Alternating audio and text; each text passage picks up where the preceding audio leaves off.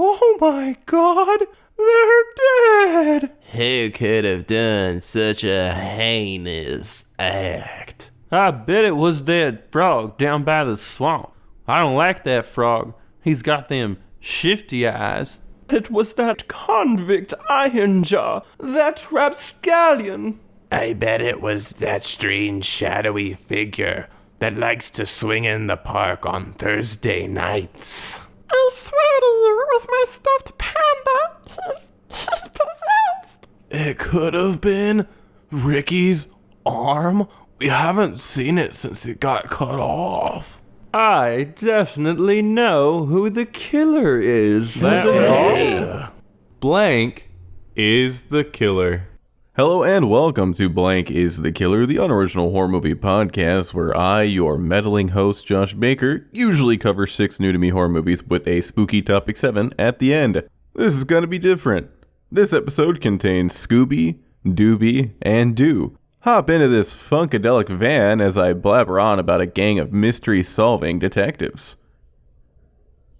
Number 1, Scooby Doo and the Ghoul School, 1988, directed by Charles A. Nichols. Scooby and Shaggy start new jobs as volleyball coaches for a ghoul school. They help the students win the big game, then have to save them from a terrible witch named Revolta. No one is the killer. When I was a young boy, I watched a lot of Scooby Doo media. Ghoul School is a movie I have fond memories of watching. It's fangastic, a word that the vampire character Sibella says at least 10 times. Do her additions of fang and bat in almost all of her sentences ever get old? Of course not. Fantastic is always delightful. At one point, her pops Dracula shows up, and he doesn't use fantastic even once. Maybe it's only popular amongst the younger vampires. Before this fantastic tangent, I was going to say Ghoul School is fantastic until it's bad. To be clear, I mean it's fantastic until it's bad. Shaggy and Scooby teaching the girls everything but how to play volleyball is a ton of fun. Why these two goofballs that were hired as coaches don't train the girls with the particular skills needed to win the volleyball game is confusing, but the ghouls end up winning anyway since puny human cadets can't compete with their power without cheating. Yeah, those scummy little humans attempt to use a radio-controlled volleyball, which works out alright for them, until Scooby-Doo accidentally eats the remote thinking it's a hot dog. Everything leading up to the big game and the event itself is a good time. The movie really should have ended after the parents show up. Speaking of the parents, one of the ghouls gives her dad a juicer that looks and technically functions as a small Iron Maiden. It's really cool and I've always wanted one. I doubt it would be a practical juicer, but it would be a great conversation piece. What part of the movie is revolting? All the parts with Revolta, the swamp witch. She wants to kidnap the kids and turn them evil to get back at their parents. Hey Revolta, even if you ended up succeeding with your Garbo plan, Dracula, Frankenstein's monster, the werewolf, the mummy, and the ghost man would have destroyed you for it. I almost forgot to mention that there's a little dragon named Matches that's constantly spitting fire at everyone. Matches is a great name for a pet. Oh, and the teacher, Miss Grimwood, looks like Liza Minnelli. Should you check out Scooby-Doo and the Ghoul School if you have zero nostalgia for it? Maybe. I can recommend watching it until the parents leave. Bail before it gets revolting. Somehow I didn't even mention Scrappy Doo is in the movie. That's how pointless and stupid that character is. Number 2, Scooby-Doo and the Reluctant Werewolf, 1988, directed by Ray Patterson. Since Dracula needs a werewolf to participate in the big monster race, he has the Hunch Bunch turn Shaggy into one, then forces him to enter. Shaggy wins the race and turns back into a regular Joe. No one is the killer. It's Wacky Racers, but with Scooby and Shaggy. That's fun, right? It's definitely entertaining to watch Shaggy and Scooby have to deal with the Hunch Bunch's traps the first couple times. Then it just keeps happening ad infinitum. That's not technically true, seeing as Shaggy eventually wins the race and escapes from Dracula, but boy oh boy do the traps start coming and they don't stop coming. At least 80% of the runtime is made up of the Hunch Bunch's multiple failed attempts to stop Shaggy and Scooby. Shaggy and Scooby are in first place. Hunch Punch tries something stupid. Shaggy and Scooby deal with the problem. The rest of the monsters are affected by it, giving Shaggy and Scooby even more of a lead. After the 6th failed attempt, I literally started dozing off. Dracula is constantly annoying. He's just a mean jerk face. This isn't even Sibella's dad, who's obviously the real Dracula. This is some reject Dracula. He's a complete ass to Vanna Pyra. That's a fun name. There's a part where she's in charge of color commentary, so she just starts listing colors, which is funny. She's great, and so are the villagers that are forced to watch the race. Most of their reactions are just a sad, yay. Shaggy has a girlfriend named Googie. Her name is Googie. Googie. The biggest issue with Reluctant Werewolf is its repetitive nature. Instead of spending so much time with Dracula and the Hunch Bunch, way more time should have been given to the other monsters. They have little parts here and there, but they are definitely underutilized. For some reason, the witches lose their clothes multiple times in the movie. Don't worry, they are never completely naked. They end up stripped down to old-timey undergarments. I'm only mentioning it because it happens twice. I could overlook it if it was a one-time goof, but someone thought witches in old-timey undergarments was funny enough to do a second time. Reluctant Werewolf would work if it was only the length of a TV episode. At feature length, it's a slog. Kid me loved this movie. Stupid, easily entertained by repetitive beats, kid me. Don't bother with this one. Nostalgia didn't even help. Somehow I didn't even mention Scrappy Doo is in this movie. That's how pointless and stupid that character is. Number 3, Scooby Doo on Zombie Island, 1998, directed by Jim Stenstrum. The gang is looking for actual hauntings. A girl named Lena takes them to a mansion on Moonscar Island that's owned by Simone. There, they encounter zombies and realize Simone, Lena, and the ferryman Jock are cat people. The cat people don't suck out the gang's life essence in time and die. The zombies are laid to rest. Morgan Moonscar, his band of pirates, Lena, Simone, and Jacques are the killers. Morgan Moonscar and his pirate buddies fed a bunch of people to alligators. That's pretty dark for Scooby Doo. Zombie Island isn't the first piece of Scooby Doo media to have real monsters, but it's the first where the monsters are actually trying to kill the gang. I could be wrong though. There's a lot of Scooby Doo I haven't seen. From what I have seen, all the other real monsters that even attempt to harm the gang are goofy screw-ups. Zombie Island is amazing. It's got zombies, cat people, the gang, and Gumbo. It's the movie that made me really want to try Gumbo. You know how Milk had that whole Got Milk ad campaign? Scooby-Doo Zombie Island might as well be an ad for Gumbo and hot peppers. I wish it was as fun to eat hot peppers as Scooby and Shaggy make it look. There are 2 quotes that I regularly reference from this movie, the first being an amazing comeback from Shaggy and Scooby's boss. In the beginning of the movie, Shaggy and Scooby eat a bunch of contraband food they found as TSA agents. Their boss gets upset about the food being eaten. Shaggy informs the boss man that there are a couple of gorgonzolas left, which leaves Shaggy and Scooby open for this devastating comeback. The boss says the following. You're a couple of gorgonzolas. Ooh. Ouch. That's brutal. Shaggy and Scooby are never coming back from that one.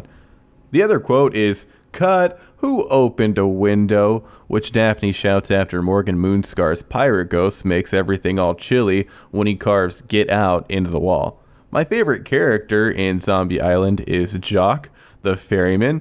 He has the most ridiculously over-the-top Creole accent you'll ever hear. Everything he says is fantastic. There's another character that's barely memorable named Snakebite, who's voiced by Mark Hamill. Why'd they have Mark Hamill play that guy? Tara Strong had a bigger role as Lena, and Adrian Barbeau played Simone. Cassie Kasem was going to play Shaggy, but he had gone vegan. He wanted Shaggy to follow suit, which was obviously a no-go, so they got Billy West instead. The only original cast member to voice a character was Frank Welker as Fred. When you're in a rock band, how do you know that you've made it? When you sell a bunch of records? Sell out a bunch of shows? Nope, don't be ridiculous. There's only one true metric. to measure whether or not you've made it. Have you covered the Scooby Doo theme for an official piece of Scooby Doo media? Third Eye Blind did for Zombie Island. Congrats, Third Eye Blind. You made it. The theme is far from the best song in Zombie Island, which also includes The Ghost Is Here and It's Terror Time Again. How neither song was nominated for an Oscar for Best Original Song is a tragedy and an obvious blight on the Academy. Another thing that your ears will dig in Zombie Island is the sound effect used for the ghost energy. It sounds similar to the ghost sounds used in the 13 Ghost remake. If it was created in the same manner, it was done using reverse reverb. A cool thing to note about Zombie Island is the fact that it was animated by a Japanese studio. If you look for it, you can spot a lot of anime influence. Scooby Doo on Zombie Island is the best animated Scooby Doo movie out there. You should definitely check it out if you haven't already. Beware, there was recently a sequel. Make sure you don't watch that. It's obvious that it's trash from the trailer alone. Number 4, Scooby Doo and the Witch's Ghost, 1999, directed by Jim Stenstrum. The gang accompany a writer named Ben Ravencroft to his hometown Oak Haven, Massachusetts. The ghost of his witch ancestor is terrorizing the town. The gang figures out that the witch's ghost was a hoax put on by the townspeople to increase tourism. Ben finds his ancestor Sarah's actual journal, which is really a spell book. She was an evil witch. Ben releases her. Thorn, a pagan member of a local band called the Hex Girls, reads a spell in the book, which once again imprisons Sarah, who takes Ben with her. No one is the killer. Witch's Ghost was released following the success of Zombie Island. Is it as good? No.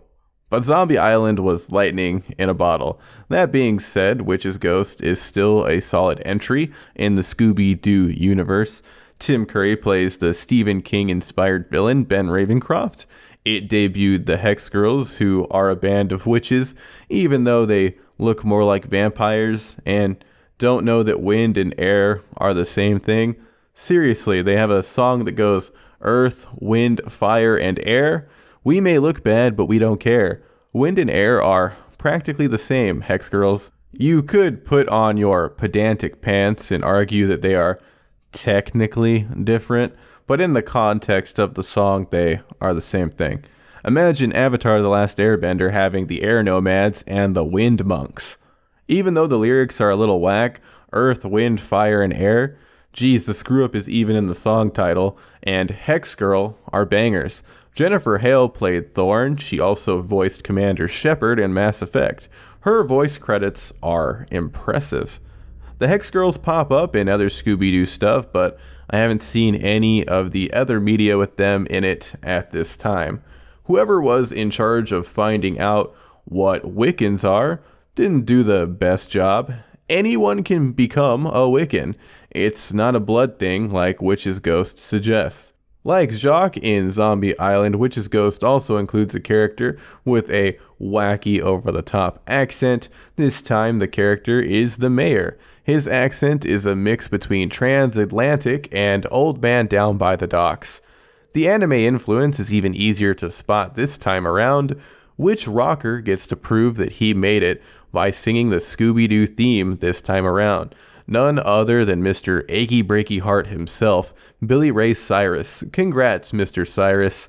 Since a lot of the team from Zombie Island created Witch's Ghost, why wasn't it as good?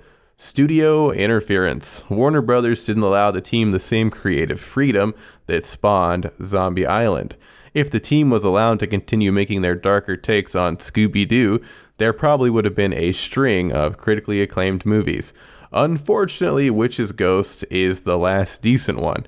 I can't say all the movies that came after Witch's Ghost are bad, seeing as there are over 30 movies released after that I haven't seen. It's possible that there are some diamonds in the rough. I can confirm Alien Invaders, Cyber Chase, and Happy Halloween Scooby-Doo are not great. Turns out they're making a Scooby-Doo and Courage the Cowardly Dog movie. I do love me some Courage. Scooby-Doo and the Witch's Ghost is a great movie to double feature with Zombie Island. It's not as good, but it's still an entertaining time. Number 5, Scooby Doo, 2002, directed by Raja Gosnell. The gang have split up. They are invited individually to Spooky Island to solve a mystery. They figure out that strange creatures are possessing people's bodies. The mastermind behind the operation is revealed to be a disgruntled Scrappy Doo. Scrappy's defeated, and the gang is back together again. No one is the killer. Is it possible to jump from animation to live action successfully? Yes, Scooby Doo is proof. Why does it work? It keeps enough of the source material while also being its own goofy thing. Let's talk about the CGI in the room. It's not amazing. It's not great. Scooby Doo holds up a tiny bit. The worst CGI by far is the monsters and jacked Scrappy. Since Scooby looks so much better, it must be a texturing thing, seeing as he's got a nice fur coat, and the monsters are kind of like liver-spotted naked mole rats with bunny ears. The design for the monsters is peculiar. It's puzzling that psychotic shaved Easter bunny ended up being the chosen design. Scooby Doo is a blast. Is it a blast because of the nostalgia factor? Would people that have never watched any Scooby Doo related media dig it? Who knows? It would be an interesting experiment to watch the movie with a grown person who's never really gotten into Scooby Doo and watch their reaction to it. Would the joke that makes it look like Scooby and Shaggy are smoking weed be funny to someone who didn't grow up with the characters? It's hard to say. Matthew Lillard is fantastic as Shaggy. Linda Cardellini is perfect as Velma. Freddie Prinze Jr. works as Fred. Even though she's great in everything else and ends up working well enough as Daphne, the choice to cast Sarah Michelle Gellar is an odd one. Since she was filming Buffy at the time, she had to wear a wig which was barely red. She should have had a big red Dolly Parton-esque wig. It could be said that Gellar doesn't really capture the Daphne demeanor, but then again, what is there to capture? Fred and Daphne don't have iconic personalities like the other members in the gang. Isla Fisher, a natural redhead, had her hair dyed blonde to play Shaggy's love interest, Mary Jane. Get it? Weed. Isla seems like a perfect fit for Daphne. Turns out she was the runner-up. Sarah Michelle Gellar was and is a much bigger name, so her being chosen makes sense from a marketing perspective. The director also wanted an actual couple to play Fred and Daphne for some reason. Like almost all other Scooby-Doo media, there are some great quotes that will live in the brains of people that soak up dumb references forever. The main ones being when Scooby gets a phone call that lures him into a trap by saying, "I've got a bag of hamburgers for you. All you have to do is to come out into the dark, shadowy part of the woods where no one can see you." And possessed Fred greeting Shaggy and Scooby by saying, "What's up, dog?" And, dog? If you need a band to get possessed in your movie, who do you get? Sugar Ray, of course. Scooby and Shaggy are attacked by Mark McGrath, and they don't even yell his band name with Ray replaced with a rhyming word. On the subject of bands, the soundtrack is jam-packed. Besides Sugar Ray, there's Simple Plan, Little Romeo, Outkast, Uncle Kracker, and the Beach Boys. Which musician finally makes it? Shaggy. Not Norville Rogers, Orville Richard Burrell. Wait a second. You're telling me that Scooby-Doo Shaggy's first name is Norville, and Jamaican reggae musician Shaggy's first name is Orville? Did he start calling himself Shaggy because of the similarity? I can't find the origin of his name. Google has failed me. The live-action Scooby-Doo has some of the most over-the-top bananas production design you'll ever see. Crazy costumes and wacky sets litter the entire movie. The design doesn't scream cartoon, but it does make everything feel otherworldly and surreal. The live-action Scooby-Doo movie is an incredibly goofy, fun time. The movie is chock full of wacky goodness. Check it out.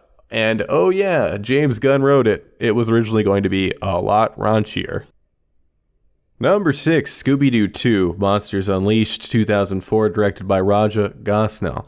Someone is stealing the costumes of people the gang unmasked in the past and is turning them into actual monsters.